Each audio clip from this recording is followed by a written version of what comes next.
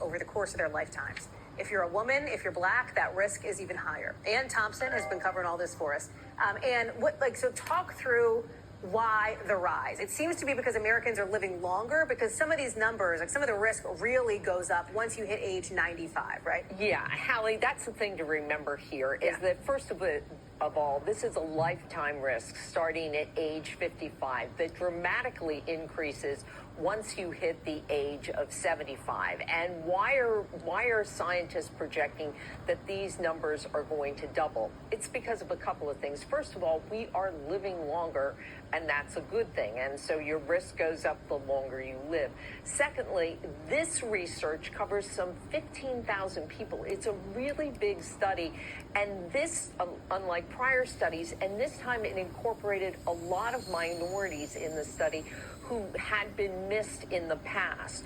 Also, heart disease, stroke, diabetes, they're all linked to increased dementia risk. And finally, hearing loss. This is something you may not think about, but a third of people who are eligible for hearing aids or who have hearing loss don't get hearing aids. And if you can't hear, your world narrows, and that increases your risk of dementia. Hallie?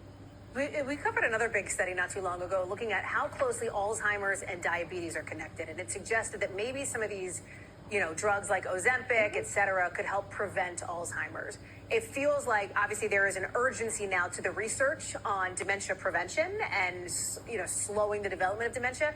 Is there any sense that we have of some of these, like GLP-1s, as they're called, that could help with dementia? Like, where are we on that? Well, certainly it just makes sense, because if dementia is linked to diseases like heart attacks, strokes, diabetes, and which are also linked to obesity, that if you reduce weight, you reduce the risks of those diseases, and therefore you reduce your risks of dementia. Earlier today, NBC's Dr. John Torres addressed this very issue. These new weight loss medicines that are out there, in particular GLP-1s, are doing fantastic at getting people's weight under control. And so that improvement of health, whether it's from the weight loss or the GLP-1s in general, especially when it comes to diabetes and hypertension, we do think will go a long ways towards keeping this risk of dementia low, or as low as possible, as we get older. So remember, there are things you can do.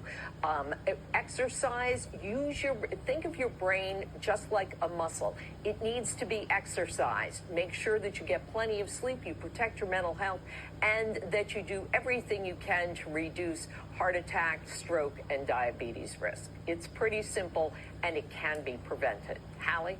Ann Thompson, lots to follow on this front tonight. Ann, thank you very much for being with us. Appreciate it, and good to see you.